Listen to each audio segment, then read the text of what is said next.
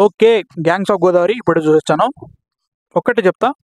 చాలా పొటెన్షియల్ ఉన్న స్టోరీ. అంటే లైక్ హీరో క్యారెక్టరైజేషన్ మీద చాలా బేస్డ్ ఉన్న స్టోరీ అనమాట. చాలా పొటెన్షియల్ ఉన్న స్టోరీ. దాంట్లో ఇంకా చాలా చూపెట్టొచ్చు. వాళ్ళేం చేశారంటే చాలా చూపెట్టొచ్చు అని చెప్పేసి ఉన్నదంతా ఫస్ట్ హాఫ్‌లోనే చూపించేశారు. టెక్నికల్లీ చెప్పాలంటే ఫస్ట్ హాఫ్ చూస్తుంటే ఒక ట్రైలర్ చూస్తున్నట్టు అనిపించిందనమాట. ట్రైలర్ అనడం కరెక్ట్ కాదు గానీ, ఐపీఎల్ మ్యాచ్ ఉందా? ఐపీఎల్ మ్యాచ్ అయిపోయిన తర్వాత మనం ఒక 15 మినిట్స్ హైలైట్స్ చేస్తాడు చూసినావా జియో సినిమా వాడు? అట్లా అనిపించింది. ఎన్నో ఈవెంట్స్ వస్తా ఉంటాయి, అయిపోతా ఉంటాయి. ఇక్కడ ప్రాబ్లమ్ ఏంటంటే అన్ని ఈవెంట్స్ వచ్చినా ప్రాబ్లమ్ లేదు నాకు. ఆ ఈవెంట్స్‌ని కనెక్ట్ చేసే ఎమోషనల్ కోషెంట్, ఆ క్యారెక్టర్ డెప్త్, క్యారెక్టర్ వెయిట్ ఉండాలి. నువ్వు క్యారెక్టర్‌ని ఇంట్రొడ్యూస్ చేస్తూ వాటికి నరేషన్ ఇస్తూనే ఉన్నావు. నరేషన్ చాపీ ఎళ్ళిపోతూనే ఉంది గానీ, ఆ క్యారెక్టర్ నువ్వు ఇంట్రొడ్యూస్ చేసిన తర్వాత ఆ ఏదైతే ఈవెంట్ జరుగుతదో, ఆ ఈవెంట్‌కి మనకి మధ్యలో రెసొనేట్ కావాలి ఆ క్యారెక్టర్. ఆ క్యారెక్టర్ ఏంటి? ఆ క్యారెక్టర్ ఎందుకు ఇట్లా బిహేవ్ చేస్తుంది? మనకి తెలవాలి బాగా. తెలిస్తే కొంచెం టైం ఇస్తే దానికి మనకెక్కువ రెసొనేట్ అయితది. ఓకే. వీడు ఇట్లా చేసిండు, ఇట్లా చేసిండు అని చెప్పేసి మనకి క్యారెక్టర్ తోటి లైక్ ఒక బాండ్ లాంటిది క్రియేట్ చేస్తే ఇంకా బెటర్ ఉంటది. లైక్ తర్వాత ఫ్యూచర్‌లో అంటే లైక్ సెకండ్ హాఫ్‌లోనో, ప్రీ క్లైమాక్స్‌లోనో ఏదైనా పెద్ద ఈవెంట్ చేసినా గానీ అప్పటిది ఇంకెక్కువ రెసొనేట్ అయితది. అట్లాంటిది ఉన్న ఈవెంట్స్ అన్నీ అవి కూడా చిన్న చిన్న ఈవెంట్స్ కావు బ్రో. ఎట్లంటే బ్యాక్ టు బ్యాక్ ఒక ఈవెంట్ నుంచి ఇంకో ఈవెంట్‌కి ఒక హైలైట్ రూపంలో ఫాట్ అని వెళ్ళిపోతా ఉంటాయన్నమాట ఈవెంట్స్.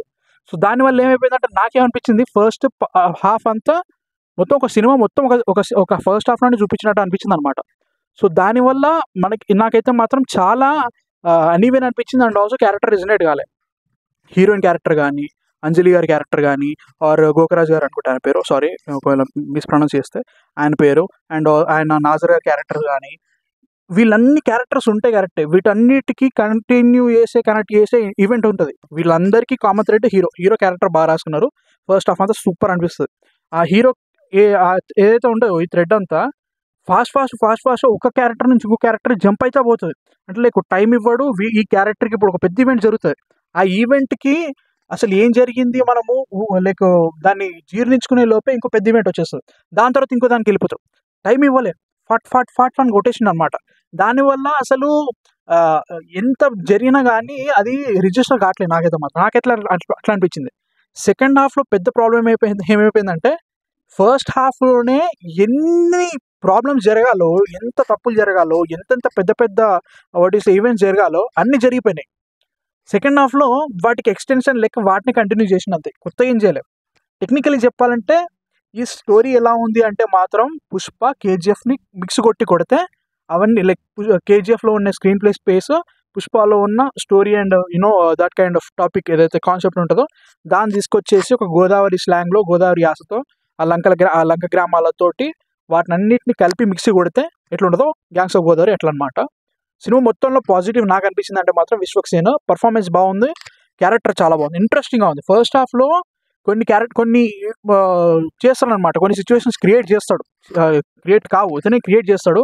అవి చాలా బావుంటాయి. దాంట్లో పర్ఫార్మెన్స్ కూడా సూపర్ ఇచ్చిండనమాట. నాకు అవే మైనస్ ఏమైపోయిందంటే ఈ క్యారెక్టర్ ఎన్నో చేయగలుగుతాడని చెప్పినట్టని చెప్పేసి ఎన్నో జరిగిపోతా ఉంటాయన్నమాట. వాటికి అక్కడున్న మిగతా క్యారెక్టర్‌కి మనకు విశ్వక్సేన్‌తో ఎంత కనెక్ట్ అయినా గానీ మిగతా క్యారెక్టర్ ఏదైతే ఆ ఈవెంట్‌లో జరుగుతాయి చూసావా? వేటితోటి కనెక్ట్ కావు. నాకు అదే లవ్ స్టోరీ తోటి గూడా. అండ్ అంజలి క్యారెక్టర్ కొంచెం స్పెషల్ టైప్ ఆఫ్ ఉంటది. దానికి సరైన ఎక్స్‌ప్లనేషన్ ఇవ్వలేదు. ఏదో ఉంది. స్టార్టింగ్‌లో చూపిస్తారు. దానికొక చిన్న ఎక్స్‌ప్లనేషన్ ఇచ్చినట్టు అనిపిస్తది. తర్వాత హీరోయిన్ ఒస్తది. తర్వాత దీనికి అసలు సంబంధం లేనట్టుగానే కంటిన్యూ అయిపోతది. దానికొక ఎక్స్‌ప్లనేషనో ఇట్లా అయిందో లేదో ఏది లేదు. ఎళ్ళిపోతూనే ఉంటది. అట్లా చాలా జరుగుతాయన్నమాట. అట్లా చాలా చోట్ల సీన్‌లు జరుగుతాయి. చాలా చోట్ల వాట్ యూ సే ఎళ్ళిపోతది. ఇదొక లైఫ్ స్టైలు. ఇదొక ఆటోబయోగ్రఫీ గాబట్టి ఇట్లనే జరుగుతది అన్నట్టుగా ఫట్ ఈవెంట్స్ చెప్తాడు తప్ప, సిట్యుయేషన్స్ ఏవి గూడా మనకు కనెక్ట్ కాలే అనిపించిందనమాట. Heroine love story and everything గూడా అసలు వీళ్ళిద్దరి మధ్యలో లవ్ ఉందని మనం గాదు గదా! వాళ్ళే ఫీల్ అయ్యారా అనే డౌటొస్తది. అంత ఫాస్ట్ ఎళ్ళిపోతదన్నట్టు.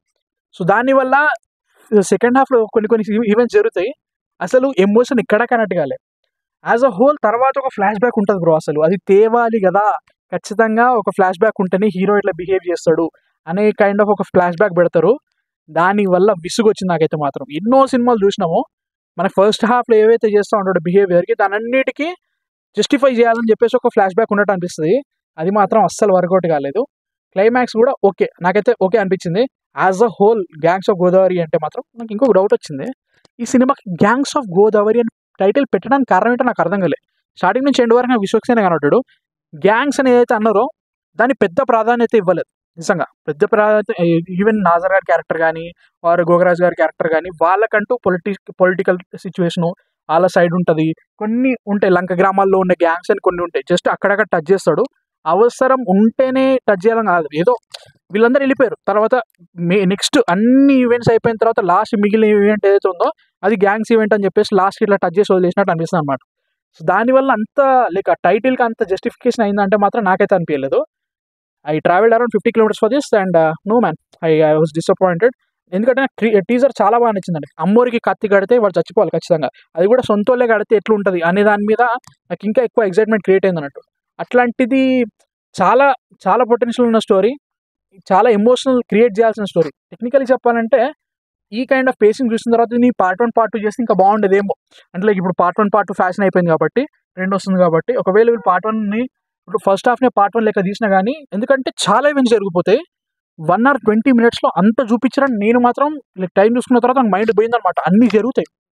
అదంతా వీళ్ళు టైం తీసుకొని క్యారెక్టర్స్ని బాగా ఎస్టాబ్లిష్ చేసి వాటికంటూ మంచి టైం ఇచ్చి వాటిని మంచిగా మ్యారినేట్ చేసి క్లైమాక్స్ ఒక పెద్దది జరుగుతుంది. ఇంటర్వెల్ బ్లాక్ అయితే బాగానే ఉంటుంది. అది కనుక క్లైమాక్స్ పెట్టి ఇక సెకండ్ పార్ట్ మీరు వచ్చి చూడండి అంటే మాత్రం మూత మోగిపోయేది. నిజంగా మూత మోగిపోయేది. చాలా బాగుండేది. వాళ్ళు ఎందుకో లైక్ అంతా ఒకటేసారి రష్ చేసి ఒక దాంట్లోనే పెట్టేద్దాం అనే ఒక లైక్ కట్టె కొట్టే తెచ్చి అన్ని తీసుకొచ్చి ఒకటి దాంట్లో అట్లా ఏమంటారు మ్యాష్ అంటారు ఏమంటారు అవి క్రష్ చేసినట్టు అనిపించింది అన్నట్టు. సో మొత్తం స్టోరీ లైన్ చాలా పెద్ద స్టోరీ లైన్, చాలా ఈవెంట్స్ అన్నిటిని కలిపి ఒకటేసారి ఇట్లా క్రష్ చేసి ఒకటే ఫస్ట్ హాఫ్లో సెకండ్ హాఫ్లో అట్లా పెట్టినట్టు అనిపించింది. యాజ్ అ హోల్ నాకైతే మాత్రం అట్లా అనిపించింది gangs of Godavari. And was it worth it అంటే మాత్రం నాకు ఐ వాజ్ డిసప్పాయింటెడ్. ఎందుకంటే పొటెన్షియల్ ఉన్న స్టోరీని వీళ్ళు కొంచెం ఆగమాన్ చేసిన నా ఫీలింగ్ అనమాట. బట్ యాజ్ అ హోల్ నా థాట్స్ ఇవి. మీ థాట్స్ ఏంటి, చూసారా లేదా? అండ్ రేపు వెళ్తా గంగమంగ్ అనేసి అండ్ బజే వాయువేగం ఇవాళ కొంచెం పని ఉంది. అండ్ మనకి కల్కి బ్రేక్ డౌన్ వస్తుంది ఐ థింక్ వస్తుంది వాళ్ళ. So stay tune and subscribe చేసుకొని రెడీగా ఉండండి.